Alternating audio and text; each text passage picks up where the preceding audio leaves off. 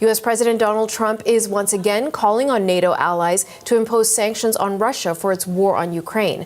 In a post this morning on Truth Social, Trump writes, in part, "I am ready to do major sanctions on Russia when all NATO nations have agreed and started to do the same thing, and when all NATO nations stop buying oil from Russia." He goes on to say, NATO's commitment to win has been far less than 100%, and purchase of Russian oil by some has been shocking. It greatly weakens your negotiating position and bargaining power over Russia. Trump says he is ready to go, just say when. Meanwhile, more NATO countries are joining a new defense mission after multiple Russian drones entered Polish airspace this week. NATO Secretary General Mark Rutte calls the incursions reckless and unacceptable. What happened on Wednesday was not an isolated incident. Russia's recklessness in the air along our eastern flank is increasing in frequency.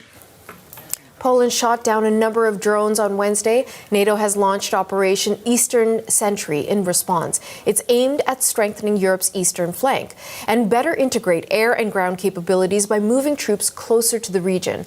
Tensions have been high across Europe since Poland accused Russia of the incursion. Moscow insists it did not intentionally attack Polish targets. For more on NATO's effort to bolster its defense, we reached out to Michael Bosserque. He's a global affairs analyst and a senior fellow at the Atlantic Council.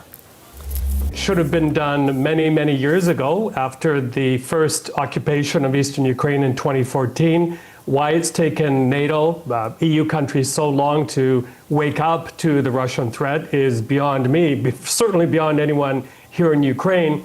But we saw a good example the other day on how exposed NATO's eastern flank is by these drones entering.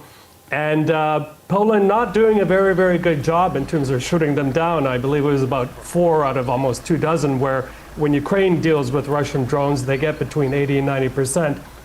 And what NATO and Polish forces did was deploy very, very expensive kit, jet fighters and other kit to bring these drones down. It's like, to use a Canadian euphemism, like shooting a canoe with a cannon. So the Russians saw this. They know where the vulnerabilities are. They're testing in advance of a possible further advance into Europe. That's the straight line here that everyone has to get into their head. It's important to remind people this is not the first time that Russian drones have gone into neighboring countries. It's happened before, and we've had remnants of them fall to the ground. So, this is also Russia bringing the war to the doorstep of people in Poland.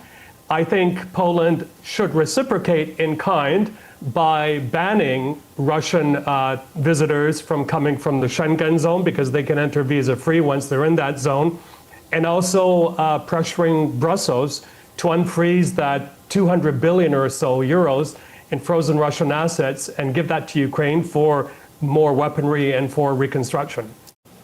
Michael Bosserque is a senior fellow at the Atlantic Council.